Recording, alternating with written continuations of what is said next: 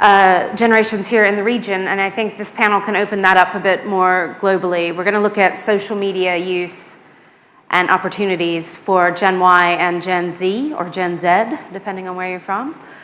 I wanted to start with Raffaele and talk about Viacom. It's a huge traditional media company, a huge major media player. How are you using social media and adapting what you do to the digital landscape? Thanks, Wendy. Well, I think that for a person, as many of us working in media since more than 20 years, I think we never lived in such a challenging and interesting moment in media. Is what we define in Viacom living media era, which is a fusion of three main elements: linear television, linear content, multi-platform approach, and at the same time social media interaction. Basically, it's an everyday moment where families watch TV in the living room, the kids interact with the tablet, and afterwards they engage communication through social media. So nothing really new, but it is now becoming really a habit. And at the end, we need, as a content provider, to consider three main elements: engage consumer and create value for our partners. We need to create compelling content, and afterwards I will explain you what I mean, in the sense that now content is to be created considering this social media environment, and we need to connect clearly with our audience and let them connect between themselves. So when you're speaking about digital, to come back to your question, for us it's a great opportunity. I think we never had such a strong technological platform that now really help us to distribute our content through our traditional partner, that also, in that case, they are enhancing the relationship with the consumer with a lot of new services, catch up, SVOD, etc., and new platform, Hulu, Netflix, which basically help us to distribute and to increase even more the value of our content. At the end, being a content provider, we understand that it's all about content. If you own the content, you own your destiny. Give me just going to how basically we adapt ourselves in terms of content provider into this new digital world. One, I think, of many examples, instead of going to that, as I think has been, for example, the Video Music Awards that we held this year in New York. Video Music Awards has had this year in MTUS nearly the double of the television audience of last year. So television is totally alive. But at the same time, it had, I think, something like 4 million unique users in MTV.com. It has 15 million streaming in mobile and application, 5 times more than last year, just to tell you how this trend is growing. And there was a content with 120 trending topic worldwide.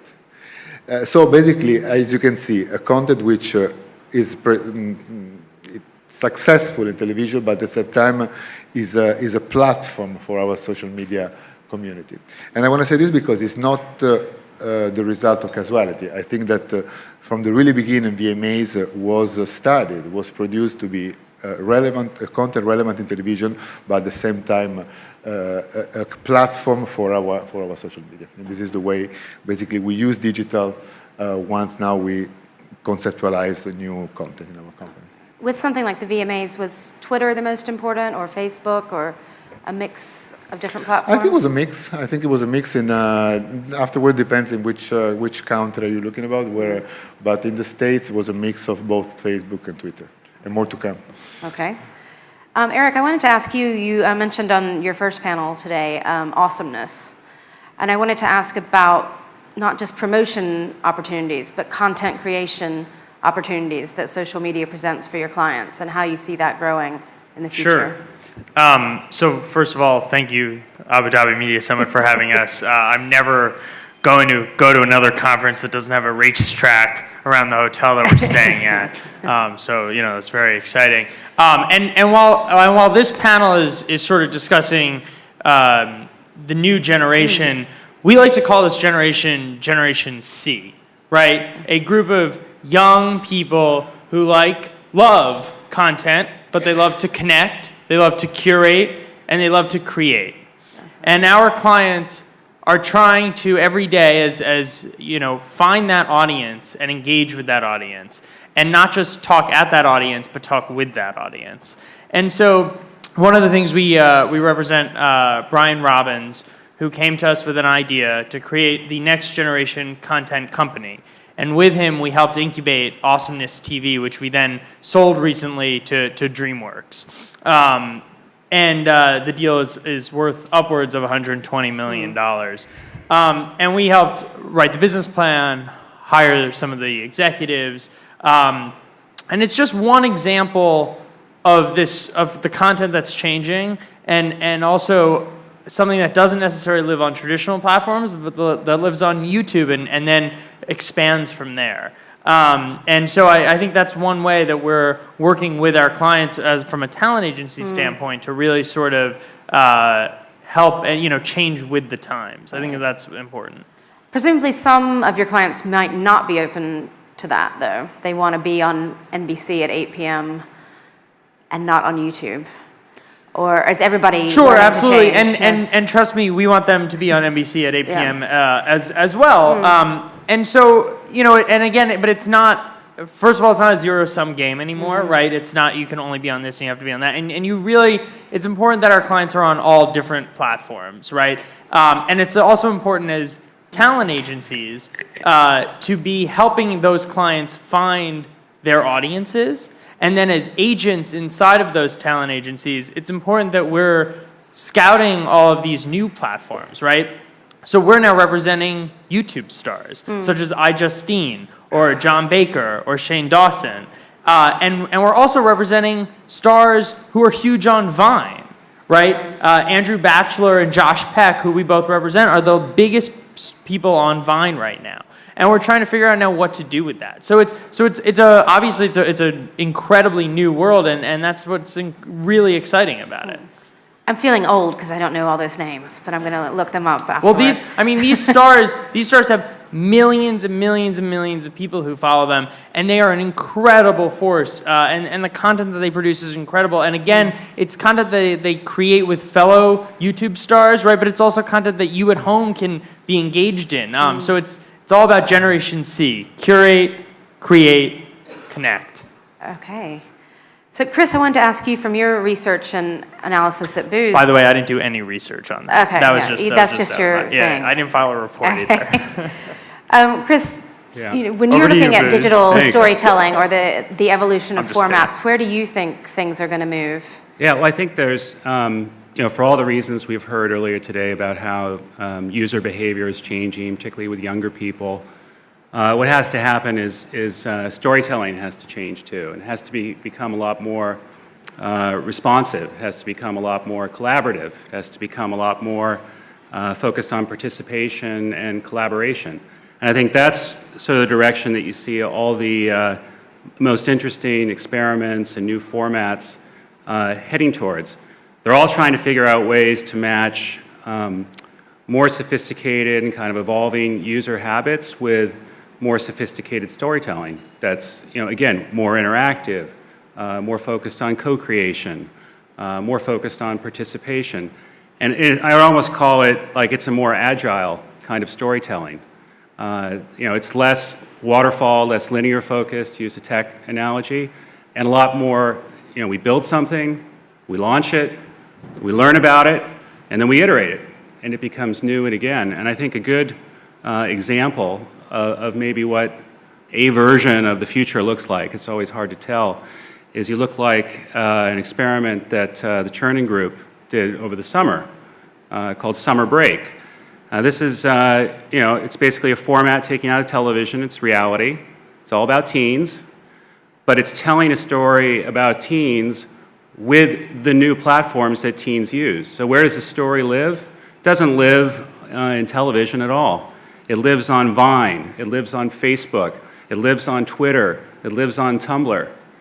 And it basically uses the tools that the teens use to tell the teen story, and therefore drives a different kind of engagement, a different kind of relationship with the user and the audience. And some of the public stats that they've shared are pretty impressive. 650 million views of social media content. This experiment ran for about 13 weeks. Each week, 25% more conversation as the story unfolded. So there are a lot of these, experimentations happening around storytelling. Some are between multiple screens. Some are using the social media. Some are mobile first. There's a very interesting digital first publisher that has basically published a film version. It was called Haunting Melissa, where basically a ghost story kind of unfolded episodically on the phone. It's not a film, again, it's not TV, but it's just another innovation around storytelling, this kind of agile storytelling that, again, uses the social platforms the way they're designed to tell stories. Okay, sort of following up on that agility that companies need to have, I wanted to ask Raffaele again how Viacom uses what you learn from social media to actually change what products you're offering or augment what you're offering with those products.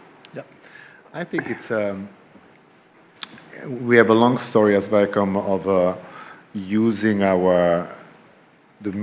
using the millions of dollars we spend in research to basically afterwards transform this into product. And I think this is basic because most of the time the difficulty is to analyze. Once we analyze the data, is to transform it into real project. We have done, and I think if you start from the Nickelodeon perspective, we have done a big study worldwide. Focusing on all the main region, including the Middle East, on kids. And the results, I think, are really, really interesting if you consider the difference between the previous generation and Generation Z, the last generation of people born, or kids born from 2003, 2000, 2004.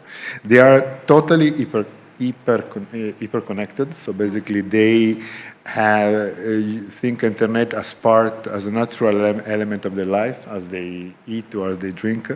They are mobile users.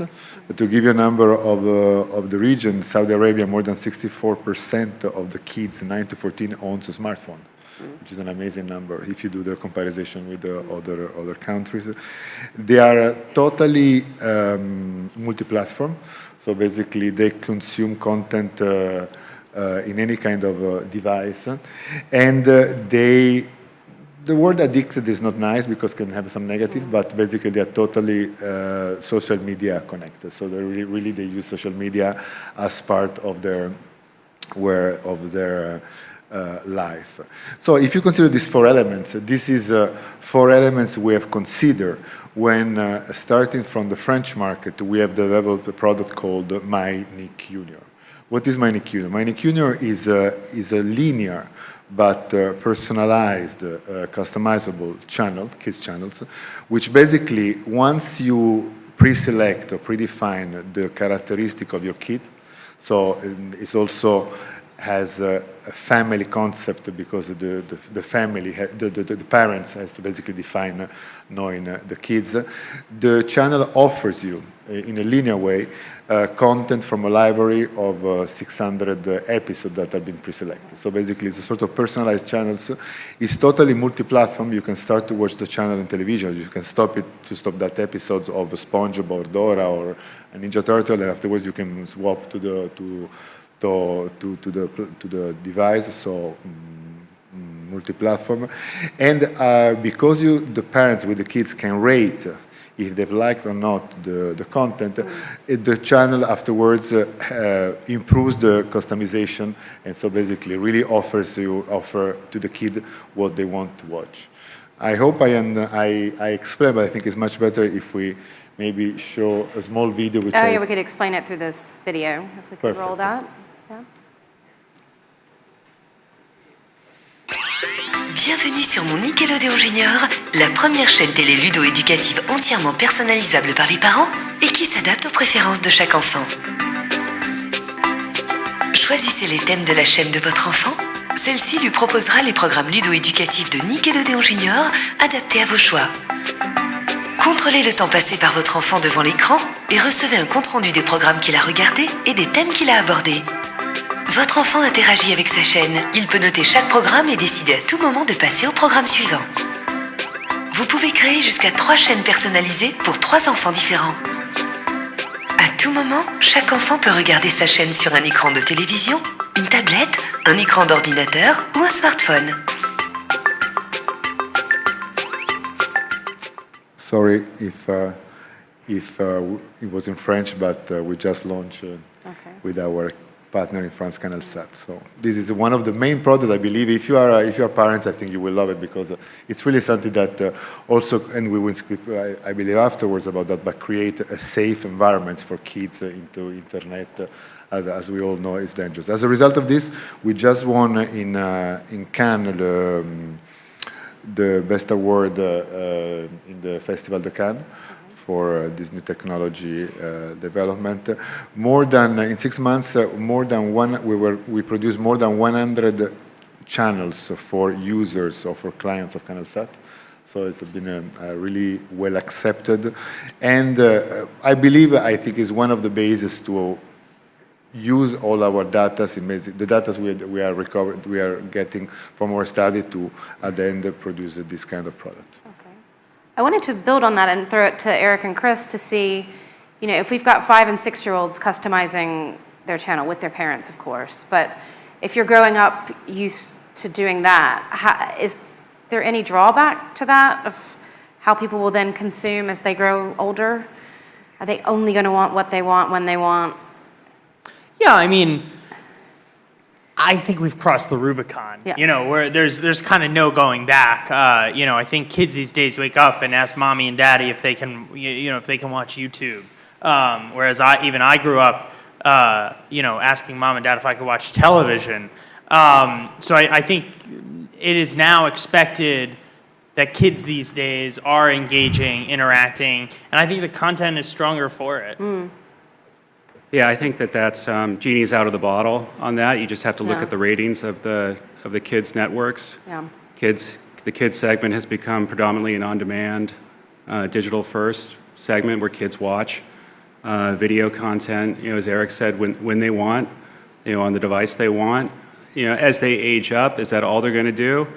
They're going to have more of that expectation. I think that there's, users still love live events, which still are not programmed, whether that's in sports or other entertainment options that have like a live event component, whether it's the VMAs or MTV Music Awards, things like that have social currency that people get amped up about. So I think the pendulum swings more towards definitely having things in more of an on-demand environment. But will that be all that people consume entertainment-wise? I don't think so. It's also really exciting, as a talent agent, we look for original and unique voices. And now, a kid anywhere in the globe can pop up as an original and unique voice. So it's very exciting for someone who looks for talent every day to have all these channels available, and the barrier to entry is now so low to just make content and to put your voice out there and to say something to the world that it's exciting for us to try to find some of these new original voices. Just to build on that too, I think that's particularly important for the teen segment. So if we kind of zero in on the 12 to 19 or 12 to 24, whatever you want to talk about, this desire for self-expression and also for social connection is what all this kind of revolves around. And I think if you take a recent deal like around what Eric was mentioning when Awesomeness TV just teamed up with Hearst and 17 Magazine in the US, and that's not just about the content that Hearst produces, but it's also about creating an environment and a community for the young women who love 17 to also produce content and become creators and sharers of the things that they love too. So it's definitely like a symbiotic relationship. You create the right environment for your content, you create a platform, a reason why others can share, experience, collaborate, co-create in that environment too. It becomes a lot more powerful. And I think it's quite interesting because TV is still the center of all these, or tend to be the center of all these social media activity. If you think about the concept of machine TV, so the TV consumption is continuing to grow, but just they are consuming television doing something else. They are using tablets, they are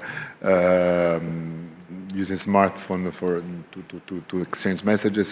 So I think that at the end, it's what we said at the beginning, it all go back to the content, to the capacity that this content can have to be a platform for this kind of activity. And looking at these new platforms and the reduced barrier to entry, both in creating content and in marketing it for very cheap, you don't have to buy a billboard in Times Square or a spot in the Super Bowl to advertise something. Will that change the way everything is monetized? I mean, if somebody can Yeah, we're all going to be advertising with Jonathan on BuzzFeed. Yeah, yeah. I mean, do you see, there was a bit of discussion about that this morning with advertising, but no, I think the whole proposition change I think radically? all the themes we heard this morning about how a lot of the traditional formats are just lame, kind of in this new environment, and it raises the bar. Everyone wants attention, everyone wants engagement, everyone wants to be worthy of a user's time, and that changes the nature of the game for advertisers. This stuff has to be as good as what comes from like the world's finest publishers like Viacom. I think that we can take advantage as content producer of this new platform.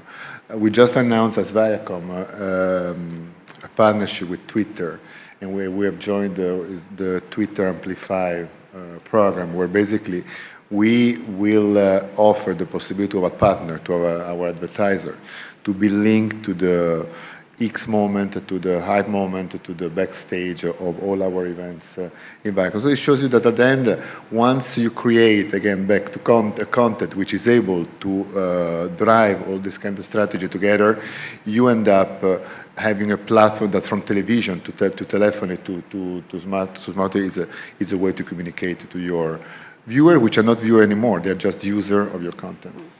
Yeah, I've always thought, too, that it creates a tremendous opportunity for the publisher to really step up and be more of a consultant directly to the brands. So again, like Viacom has a unit called Scratch, which essentially does that, which says, look, we have all these great brands, we have all this amazing engagement with youth culture. We create youth culture, in fact. You should come to us to figure out how to connect with youth culture, and oh, by the way, we'll help you design your brand strategy and your advertising campaign to make that happen on Viacom platforms and wherever else you need to be. So it's a very interesting change in where you sit in the value chain, depending on how close you are to the user, really. And I think that in Viacom we were lucky because one of our main brands, MTV, the historical, I think it's a brand that clearly is totally aligned for the target we have within the technology. But afterwards, if you go and this is a phenomenon of the last 2 or 3 years, if you go now to Nickelodeon and you look at the ratings of the Nickelodeon Choice Awards, for example, and the voting processes, so from kids from 9, 5, etc., you see that this phenomenon now is really touching all the targets. So it's a really interesting moment. I wanted to try to follow up with Eric's point from his earlier panel about the sort of competition between Twitter and Facebook. And I know it will depend on region and age and what you're using it for, but who's going to win that battle? I'm glad you got that one, Eric. Let's talk about what you're referring to, I think, first, right? I think Twitter has owned the second screen for a long time, and I think Facebook would probably admit to that if Facebook was sort of sitting on this panel. But I think now Facebook understands the importance of that second screen more than ever before, and I think they're taking great steps and going to great lengths to become a partner now in that space. And in part, it was there's a lot of television conversation that occurs on Facebook. There's a tremendous amount of television conversation, but because it wasn't open in the same way that Twitter was, I think that's sort of where the disconnect happened. And now they're taking some steps. They're opening up their platform, especially to certain publishers and news organizations, and so forth, to really be able to begin to be that second screen experience. I think some people will use Twitter. I think some people will use Facebook. I think some people will use Instagram. I think some people will use Vine. I think some people will use Google Plus. I think some people, you know, et cetera, et cetera. The list goes on and on, quite literally. I won't be using any of it. I'll just be on BuzzFeed all day. That's a joke. You know, and so I think that's, you know, and I think actually I do think people will be using all of it. And so I think it's important that that the talent is you know, is everywhere, and that the content is being created everywhere and on all of these platforms. Yeah, I would agree with Eric too. I mean, just a couple years ago, you would have said social equals Facebook, and that might have been the end of the discussion to a large degree. And I think now it's kind of obvious we're living in a much more sort of multipolar, multi-node kind of environment where, particularly for teens, if we come back to teens specifically, they're now realizing Facebook kind of looks maybe too much like the family picnic when they really want a private party. And because of that, you know, they're figuring out, you know, what other kind of use cases. They're on Snapchat. Yeah, if they want quick messaging, you know, something more anonymous, I can do that. If I want something that's more tapping into my self-expression, my creativity, my artistic side, I'm on Tumblr. If I want something that's just all focused about photos, I'm on Instagram. If I want something that's kind of like Instagram, but it's video, it's Vine. And it kind of goes on, and you see that sort of, you know, they're still on Facebook, they're not giving that up, but they are figuring out, you know, where they can be more specifically, where it's, you know, again, it's not the family picnic, it's something a little more private, a little more in tune with their, you know, teenness. Okay. So they might have a portfolio of 12 things they're Yeah, on. and I'm sure you'll see once. Facebook adapting to incorporate, you know, more of those things. They are, you know, they bought Instagram, clearly recognition that they saw that happening, and they had to bring that back into their platform as well. You know, Facebook messaging, I'm sure, is way down with the growth in WhatsApp and Snapchat and so forth. So, And chances are, if we're talking about it up here, the kids are doing something totally new but that, again, that nobody's ever heard of it'll right be now. something You know, new, it's new quickly. Which it's is, cray-cray, as they say. yeah. Raffaele, to follow that up, I think, you know, your research, especially in the Middle East, is that families are using Facebook together, and maybe it brings them together. It is like the family picnic, and presumably for some of your brands and properties, that's a great place to be. So is Facebook the main outlet for you right now? I think depends on the region. But for example, Facebook really is more to socialize, while Twitter possibly is more to launch news. Facebook, I think we are around 55 million in users in the region, so I think it's growing.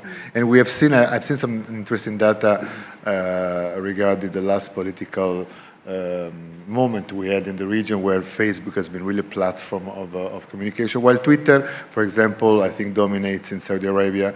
And I think the two of them can perfectly have their own position. So to be honest, as Viacom, we see the two of them as partner and as a new companion for our digital success. Okay. Something that I always say is, you can't use technology for technology's sake. You have to use it for a reason. And so you have to have a very specific strategy that's tailored to Pinterest, that's tailored to Instagram. You can't just be on Pinterest because it seems to be the new thing. You really have to provide content that's native to that platform. And you need a BuzzFeed strategy also, right? You need a content strategy that really makes you cut through the clutter and reach consumers. And I think that's really important, and everyone needs it right now. Are there any questions from the audience yet? We've got one in the second row. If we can just wait for the microphone, please.